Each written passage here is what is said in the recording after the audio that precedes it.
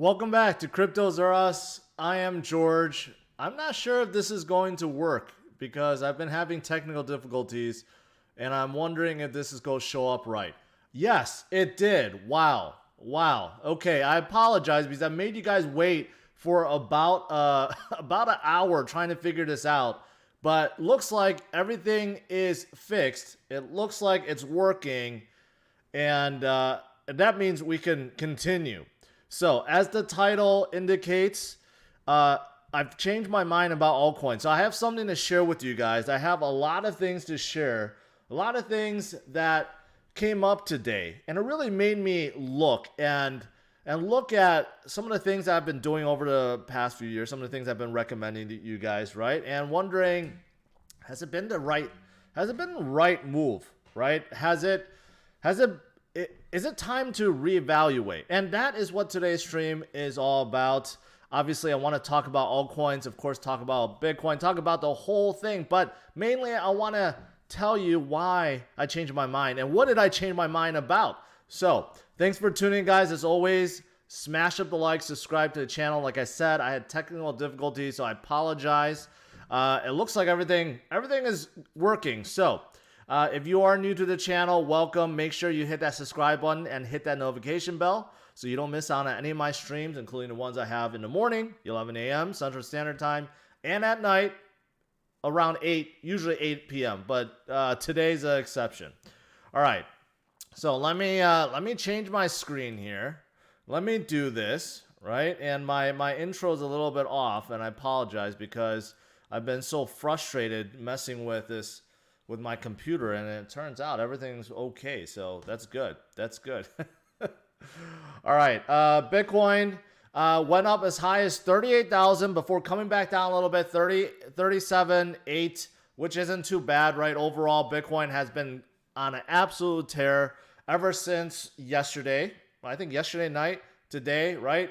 It has been on an absolute tear. And not only that, altcoins above $1.1 trillion, and you got a lot of things, a lot of projects that's really moving up, right? So here's what I want to show you guys. So this is what I changed my mind about, all right? So for the longest time, I've been thinking that the best way to move forward in terms of life-changing wealth, in terms of holding crypto for life-changing wealth, right? Primarily, that had to be Bitcoin. Of course, Bitcoin, right? And because of crypto winter, altcoins did go up and down and up and down. They seem to pump and dump all the time. And they weren't really trustworthy in terms of holding their value. So for a very long time, I'm like, screw that. You know, just concentrate on Bitcoin because Bitcoin is the one that has withstood the test of time. It just continues to go up and up and up and up and up and up in a big way, right? And Bitcoin definitely leads the market. Whenever Bitcoin has a good day, like today or yesterday, right, the market reacts. So Bitcoin is definitely here to stay, and that's not going to change. So I didn't change my mind about Bitcoin in case you guys are like wondering, oh, did you go off the deep end? No. But what I changed my mind about is the altcoins. Because, like I said, you know, for the longest time, crypto winter, you know, they just seem like pump and dumps, right? So my personal portfolio, in terms of my breakdown, I used to recommend 50, 25, 25. And some of you guys I hear are still following that. So I'm glad to hear that. But since then, and that breakdown means 50% Bitcoin, 25% in big caps, 25% in small caps. But since then, I've reallocated my own portfolio, and I've been telling you guys that I've been primarily just holding Bitcoin for a very long time. And recently, I've said that it's probably a good idea to diversify a little bit more, add a little bit more altcoins, right? So I started personally getting a little bit more, filling my bags a little bit more with altcoins. So it became more like a 90-10 split, right? But here's the thing, though. I think that's the wrong way to do it. I think that 10% needs to be larger. So I've been telling you guys during some of these streams, maybe go up a little bit, 20, 25%. And I think that's good advice. And I think it can be even more than that. In fact, I think it should be more than that. So that's what I changed my mind about, is mostly altcoins. Now, this does not mean that all altcoins are good, but I've been studying altcoins more and more, spending a lot of time looking at them. And I've come to realize that a lot of them can really stand on their own. And the last few weeks kind of proved that Bitcoin was basically manipulated. It was stalling. There was a lot of fear and weakness, yet the altcoins continue to hold, which is why BTC dominance continues to fall. It is now below 62%, 61.7%. Now, this doesn't mean that Bitcoin dominance will all of a sudden fall down to 30% like 2000 and tail end of 2017, 2018, but it can mean that we could stay at this level or slowly go down as altcoins get Matthew, thank you for that. As altcoins get stronger and stronger, right? So there are a lot more altcoins now that really can stand on their own, and they have they're very promising projects. They have very good leadership and good traction, right? So overall, that's what I changed my mind about. I'm going to look a lot more into altcoins, fill up my bags a little more, diversify more, because I think this is the right time to do it. Now, it doesn't mean that I'm going to just get rid of Bitcoin. No, I know a lot of you guys, even in my Patreon group, a lot of people are like, I'm 100% in altcoins, or I'm like 80% in altcoins. That's not me. I'm still going to be rational about it. I think a good breakup at this point could be something like 50-50, right? Or if you wanted to be a little bit more safe, still 75-25, 90-10, or 100% zero. It's up to you. But right now, I think 50-50 could actually be a good breakup, depending on your selection, right? Because there's a lot of altcoins that still get pumped and dumped. But if you choose the ones, like I said, that has real traction, real adoption, good leadership, I believe they're here to stay, and they can stand on their own, and they could possibly decouple from Bitcoin going forward. So that's pretty exciting and pretty amazing to think about, right? So first thing that relates to this, and I just want to show you guys, right? I've always said don't chase the price. Don't follow the price, because, you know, anything could get pumped up within a day or two or a week or something, right? So I'm going to show you guys this website, and I used to show this all the time. It's called Coin Codex, and what I like about this site, how they're better than Coin Market Cap, is you could very easily sort the price according to, like, let's say the last hour, last 24 hours, last week, right? So this is a good example of how well altcoins have held, and in fact, how good they have done, at least some of them, especially compared to Bitcoin. So let's just go back a week. Week is not too far, but Bitcoin, pretty good for a week, because the last few weeks, it's been pretty down, around $32,000, right? But you go back 7 days, you look at Ethereum. A lot of people talking about Ethereum right now, closing in at 1,700, which is pretty amazing for last week. It went up 30%. That's pretty good. Polkadot up 31%. Even XRP up 52%, but let's not count that because that was just pretty much a pump group. But if you look at Cardano, up 35%, right? And you go down the list, Dogecoin got pumped up to the moon, so that doesn't really count. But you could see like AAVE up 40%, Uniswap up 40%. So a lot are outperforming Bitcoin. That's just the last week. But what about if you go back a little farther, right? Outside of the pumps, let's say a month, Bitcoin is up 16%. Ethereum is up 70%. Polkadot, 120%. Cardano, 103%, right? And Link, 83%. Doge, AAVE, a lot of these, Uniswap, are up huge, right? A lot of DeFi, like Compound, Maker, UMA, Solana, which is not, but Vechain is, no, Avalanche. I mean, a lot have gone up, right? That's the last month. Now, there are some pumps that can last for a month or so. So what about if we go back really far? Let's just say 6 months. That is outside any pump window, as far as I know, right? We know that some pumps can last weeks. It could last months. Let's just go back 6 months. 6 months. This is where it's a real big eye opener, because we know 6 months ago Bitcoin was still below 20,000, right? So Bitcoin has gone up in a big way. Within 6 months, it went up 222%. But guess what?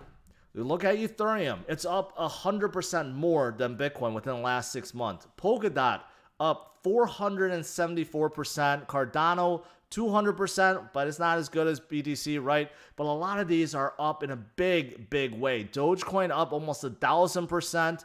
AAVE up nearly 800%, right? And you have guys like Celsius that's up 1,100%. Theta up 600%. Theta is an amazing project, right? So a lot of these projects, even going back 6 months, have still outperformed Bitcoin. So that shows you how strong they really are, right? Now, again, it's not everything. Even though most things are in green, a lot of these do not outperform Bitcoin. So if it's not outperforming Bitcoin, then of course it's not going to benefit you by holding them, right? But a lot of them are.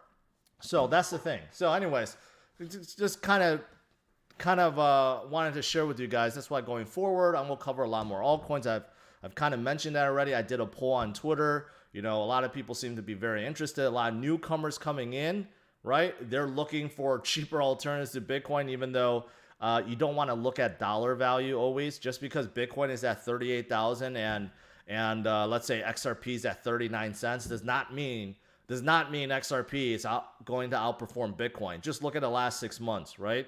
Bitcoin up 222%, XRP barely up 30%. So you lost out 180%. So you don't want to just chase that dollar value. That doesn't mean anything. What you want to pay attention to is the traction, the usage, the adoption, all that good stuff. And there's a lot of them that have all those things going for them, right? So pretty exciting time, right? All right. So that's primarily what I wanted to share. There's a few other things I did want to talk to you guys about, a few pieces of news. And then I'll open up for Q&A. I know last 2 sessions, this morning, last night, a lot of questions.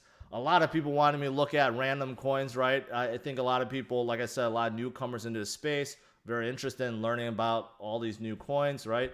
So I'm here to share with you guys. But before we get to Q&A, interesting news. PayPal just released their Q4 report, and basically their revenue shot up 12%. And let's not forget, PayPal didn't really open their crypto trading and until like the very tail end of 2020, right? And this shows how many people are FOMOing in. And according to PayPal, people that have bought crypto through PayPal have logged in twice as much as people that didn't.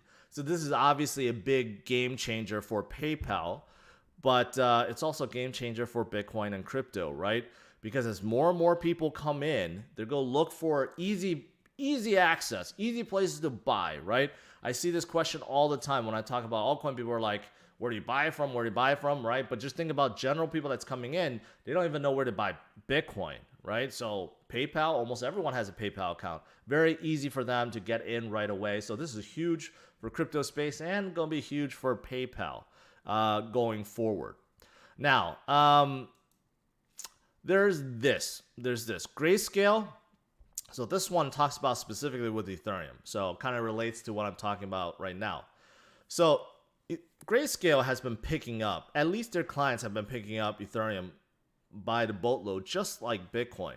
So I decided to look at this. I haven't brought this chart up in a bit. This was released today. So Bitcoin, of course, still the big dog, close to 24 billion within their Bitcoin trust, right, under management. But look at Ethereum. Has been going up. Now, some of that is due to the Ethereum's price pump, but still close to 5 billion under management, which shows you the appetite for Ethereum among institutional investors. I've said that before. Ethereum is a good buy, not only because it has a big development base, and a lot of supporters, but also institutions are now looking at Ethereum. They're looking at Ethereum in a different category as Bitcoin. They know Bitcoin is the big dog, the store of value. But when they look at, the next blockchain, that's going to power the future dApps, right? Kind of like the operating system for the future cloud, right? The network protocol. What has the most traction, right? The big dog in that space is Ethereum, which is why they're putting a lot of money into Ethereum too, which is very, very, very positive. But of course, Ethereum is not alone. There's a lot of competition, right? But this does show you there's a lot of interest. Now, Grayscale's opening up 5 more trusts, one including AAVE, which has helped them pump up a lot. Another one is Cardano, right? Helped them pump up a lot, and plus Cardano has a lot of followers already, and a few others that's being considered. But Grayscale is definitely opening up because there's just a lot more institutional interest, right? They're not just opening up because they're like, hey, you know, we're like Coinbase, we're just going to add all these trusts for no reason. No, it's because people are asking about them. So pretty positive, right? That also helps with what I'm saying, that a lot of altcoins are standing on their own because there's simply money flowing into them, and big money at that, right? Now, speaking of Cardano, Charles did say, he did give an update. Some of you guys are big Cardano fans, right? So there is a new Mary fork that's going to basically implement Guggen. I always think it's Gohan, but Guggen, right? Supposedly that has been updated on the testnet, and it's gonna go live on the mainnet pretty soon. And what this adds is native asset creation. So, you know, one of the big deals that not a lot of people think about, like Ethereum with ERC20 tokens, you got a lot of companies coming out with their own tokens. I guess it's not that easy to come out. You have to create some custom code and make it happen. But with Guggen, you're able to natively create assets, and the Cardano network will be able to basically transact between these two, any number of tokens, right? Just makes it very easy for dApps to be able to create their own and interact with other dApps within the Cardano network. So that is also coming up, which is why a lot of people is looking forward to it. And Cardano has been doing very, very well, like I showed you guys before, right? A lot of people believe in Cardano, and rightfully so. I mean, they have a good leader, or a leadership, let's just say it that way, and they're executing, but they're still not done, right? So we got to wait and see what happens with the end product. So what else is there? DeFi is actually very good. Obviously, looking at DeFi Pulse, this has jumped up enormous. I just showed this, I believe, yesterday, and the total locked-in value was around 26 billion. So it's gone up about 6 billion within a single day, and you can see quite a huge jump, which is why today is such a good day for a lot of coins, right? Including AAVE and Uniswap and several others, because the number of people that's just staking and utilizing DeFi at this point is just exploding. So DeFi is definitely here to stay. And the last thing I want to show you guys is F2 Pool. Of course, a lot of you guys joined this channel because of my investigation, right? So I did look into F2 Pool. I covered it this morning, looking at the total outflow. It is still very, very low. So ever since yesterday, you could see over here. Actually, you guys can't see. I have to move my camera so you guys could see what I'm talking about. Can I move it? Yes. So over here, this is February 2nd. February 3rd, moving to February 4th, and you can see the output from F2 Pool is still very, very low, right? Very, very low. So this definitely did have effect on the overall market. The sell pressure was released. You can see there's a big, big difference between the last 2 days and the days before. There was a lot of Bitcoins being sold before, man. A lot. You know, it's just enormous amount of sell pressure, right? And then the last few days, you could take a look, a big difference, right? So definitely what we did definitely helped. And I'm going to monitor the situation, because if this starts going up again in a big way, then we know something fishy is going on. But with so much attention, I don't think so, right? So that's also very, very positive. Just want to update you guys on that. All right. So I'm going to move my camera back. All right. So now I'm going to turn to you guys for some Q&A, because I talked a lot. I'm going to have a drink. And let's have a good old time.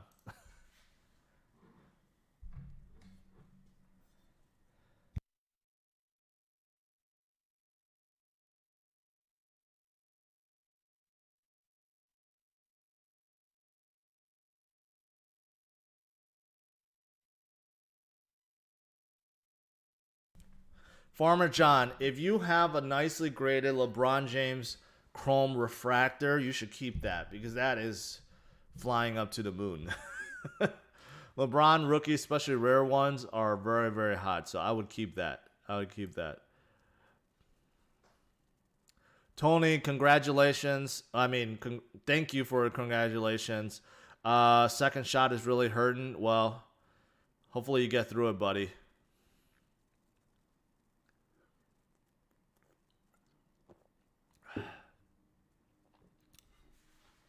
How far do you think ETH will go? I mean, that's an interesting question. Someone just told me this, debated with me this morning, right? I guess BitBoy was saying Ethereum could go to $100,000. I just think that's ludicrous, right? It could definitely go up plenty. Seeing how it's nearing 2,000 in the near future, right?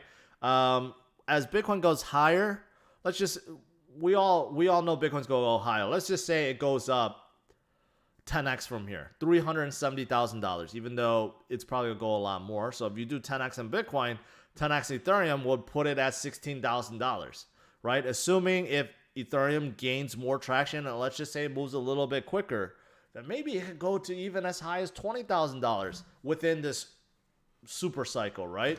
But, you know, to claim that it could go to 50,000, 100,000 and beyond, that's just a little bit too much, but who knows? Who knows? Maybe with derivatives, with these crazy leverage and all this stuff, maybe it can happen, but yeah, that's a little bit too far-fetched for me. But going forward, if Bitcoin's going to go 10x, let's just say 10x for Ethereum, 16,000, let's just round it up to 20,000. I would say that that's possible. That's definitely possible.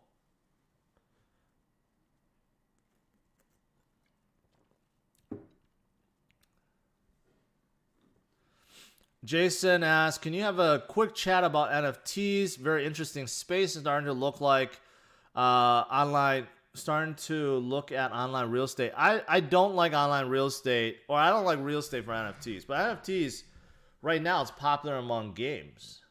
Like if you play a certain kind of a game, right, those items, they could all be non-fungible tokens, and you basically own them, and you could trade them, you could sell them, and so forth, right? It makes a whole lot of sense. It's just that you had stuff like that before. They just weren't part of crypto. Now crypto is introducing themselves to it. But, you know, like NBA Top Shots, a lot of people asked about that. Those are NFT tokens, right? They're actually, it's just like a, I don't know if you guys are aware.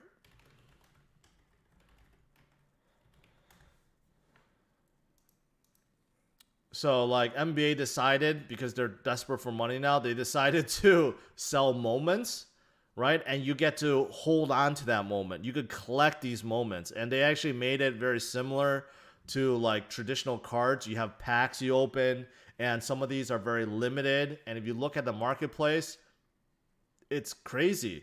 It's crazy. Some of these, you know, just normal stuff going for $150, $178. You look at the ones, the top listings, they have gone for $10, $20, $50, $100,000. It's crazy how much these are going for. So it does show you that there is a marketplace for it. Just like, you know, CryptoKitties before, people were paying tens of thousands for them too, right? So NFTs is interesting. It's just that I guess for me, there's certain things I think that make sense. Like a digital item makes sense, but for a non-digital item, like let's say a house, if you're trying to digitize houses, that doesn't make a whole lot of sense to me, right? So hopefully that answers that. AJ says ETH to 2,500 to 3,000 before June. All-time high in September, 10,000, 20,000. Well, it could definitely happen. Let's just put it that way. It could happen, but 2,500 to 3,000 to June. So you're basically doubling from here, right? So from here to June, I anticipate that definitely could happen, because I anticipate that Bitcoin is going to have a very, very good time within the next few months. Actually, this entire year. So I think those projections are pretty accurate. Good job. Keith asked about TrustSwap. I don't know too much about TrustSwap.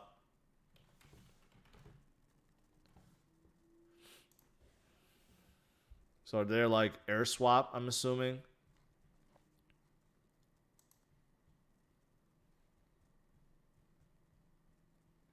A full service digital asset ecosystem. Okay.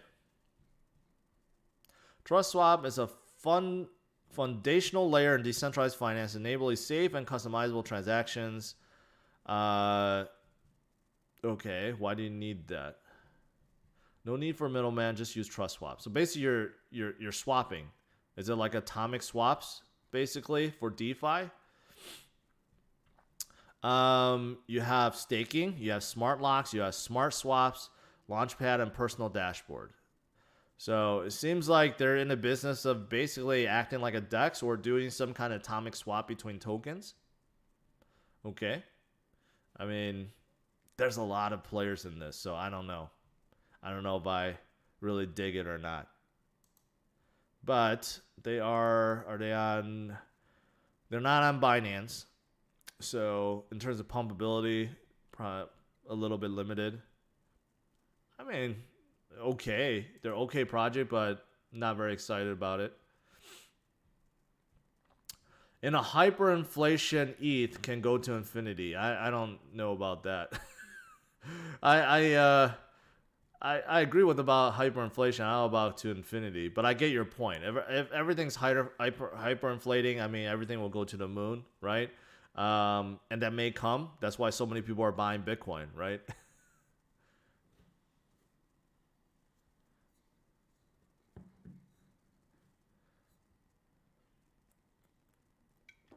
Joseph, I appreciate that. Try to put out the very best content. Vechain and VGX Voyager, I like both a lot, which is why they're both in my thumbnail. Well, at least Vechain is. Vechain, there's not a whole lot going on recently, but Vechain is the biggest blockchain of China. They have so many good partnerships. This will carry them very far. Voyager, I like what I see with Voyager. Where are they? I don't know where they are. Right here.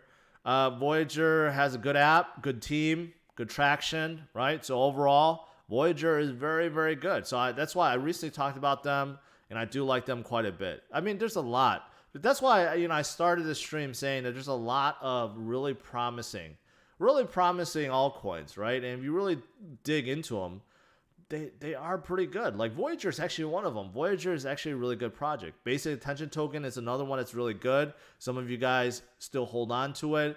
Unfortunately, they just aren't moving because no one is keeping BAT. Everyone's using the Brave browser.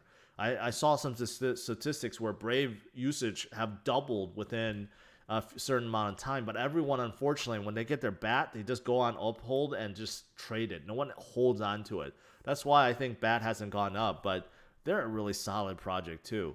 And you got a lot of DeFi, that is very solid because they're in DeFi, and decentralized finance is really, really, really hot right now. Really hot, really hot. And a lot of these other ones. I covered Terra recently. Terra is a fantastic project led by creators that already have real traction with their app, and also with several apps. In fact, there's one from South Korea that's very, very, very, very heavily used, and there's 3 others that kind of relate. So Luna's another good one. I've talked about the Graph this morning. The Graph is also a very nice one. Allows projects to come up with APIs for other projects to access. That's definitely needed. It's definitely needed, and hooks on Chainlink really well, right? Die buying. What's your favorite beers? Thanks for your work. We all appreciate you. I appreciate that. When it comes to beers, I like the cheap stuff. So I'm drinking Heineken Light. Yes, I like Miller Lite, Corona. All the cheap stuff. I'm not a snob when it comes to beers.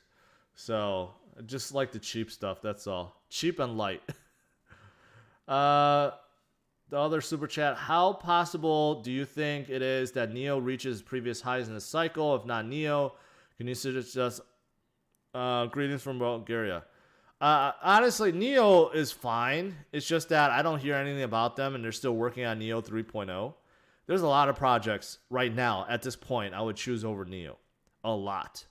VeChain would be one of them. Sushi would be another one. Theta would be another. Theta is another project I don't talk enough about. Theta is so fantastic. Very, very fantastic project. They have a ton of traction in Asia. They have a lot of TV channels coming on. Even World Poker Series have a channel streaming through. They own streaming blockchain, streaming platform on blockchain, utilizing blockchain patent. Also, they have a fantastic team, fantastic advisors, and their whole setup, is really, really good with their different kind of nodes and their dual token setup. I mean, Theta is proving, and it shows that they have real traction and they have good leadership and they're really doing really well, right? So there's a lot of projects that's really, really good, really, really good. I don't like Rookie. I don't like EOS because Dan Larimer left. And OMG, I liked them a lot before, especially when Tether said that they were going to transist all their transactions to it, but then they got bought out. And, I don't know what happened after they got bought out, so a little worried about that.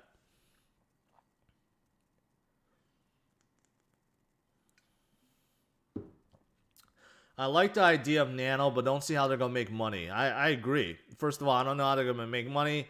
Second of all, it's a very, very competitive space. Just like people ask me, what do you think about Digibyte?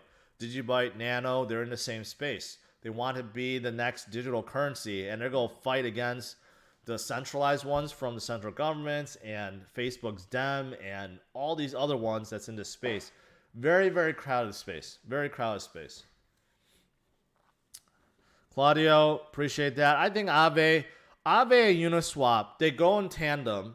And I've said this a lot. I think they're definitely here to stay, and they are going to be in the top 10. The way they're moving right now, there's no reason why they won't be in the top 10. Simply because they're so needed, so necessary right now. And so many people utilizing Uniswap, and so many people are utilizing AAVE, which is why DeFi Pulse is flying up because of how many people use them, right? But don't sleep on some of the other ones, like SushiSwap. I know they had a bad history, but they really revamped themselves. So SushiSwap is definitely up and coming. Even Compound. I haven't paid attention a lot to Compound, but they're really up and coming too. A lot of the DeFi stuff is really doing well right now.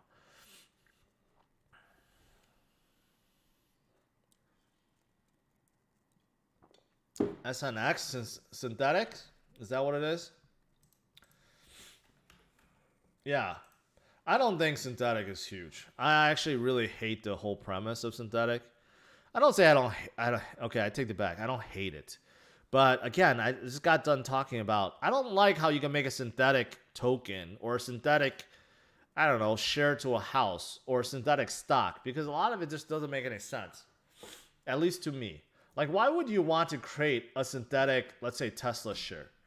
I get the point. Like, oh, you could day trade Tesla shares 24/7. Other countries could do it. But it's not real because it can't be, because the market closes, right? So it's not the real thing. And when you're tokenizing other tokens and just utilizing that to trade, that doesn't make a whole lot of sense too, because you could create synthetic Bitcoin, you could create synthetic Ethereum, and when you create them, they have no rights at all. And there's just a whole lot of stuff. I get they're giving a lot of options. I don't know. A lot of it just doesn't make any sense to me. So that's why I'm not high on it. But I know Palm Beach Confidential chose them to be the #1 crypto for 2021. So they got pumped up huge because of Palm Beach.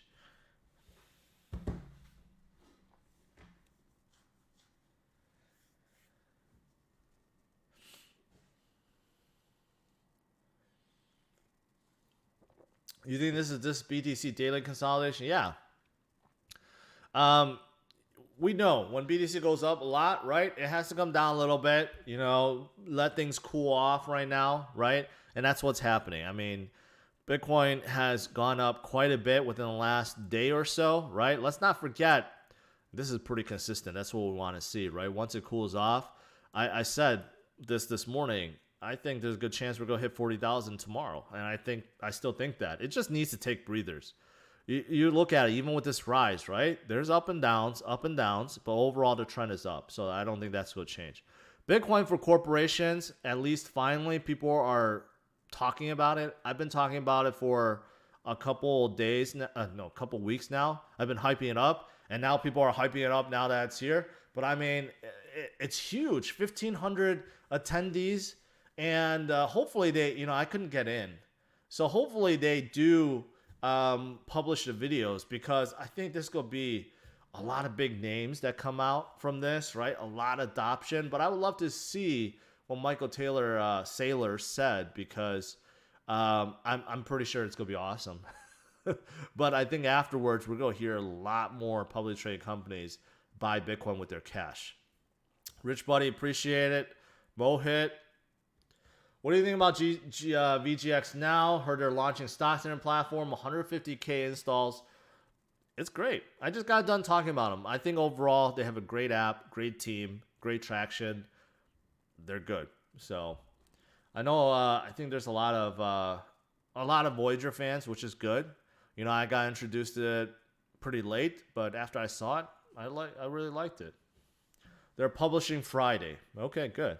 Good.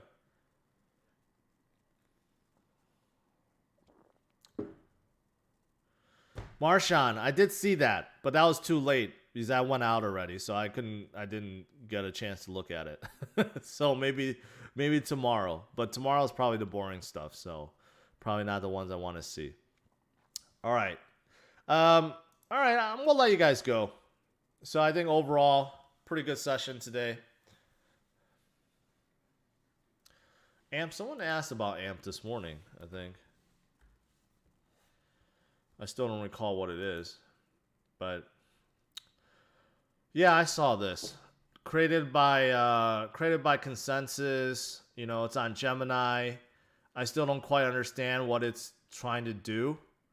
It looks like it's some kind of coin that can tokenize anything. I mean, at first glance, that's what it looks like, but I have not a chance to really dig into it. All right, here's a simple explanation. Digital collateral token offering instant verifiable assurances of any kind of value transfer, right? And Flexa can quickly, irreversibly secure transactions. Okay, yeah, I remember they were talking about how you don't have to wait until things settle. It just kind of does it instantly. So it just seems like it's a new kind of currency that is more secure, faster, and it can be used for basically tokenizing anything. I think anything, and that's how the description is, but I'll have to dig more into it. Looks promising. The fact that Consensus created them is a big deal. Big deal, right? All right, guys. That's it. Thanks for tuning in. Overall, things are looking very good. I have no doubt tomorrow will probably be just as good, if not better. Things are definitely moving in the right direction. F2 Pool is not selling. PayPal releasing outstanding numbers. Grayscale still buying things up, not only Bitcoin and Ethereum, right? And of course, we got Bitcoin for corporations that's still ongoing. So things are all lining up and things are looking pretty darn good at this point. All right, guys, thanks for tuning in. As always, smash up the like, subscribe to the channel, and stay tuned for my stream tomorrow, 11 a.m. Central Standard Time. All right? Take care, guys. Bye-bye.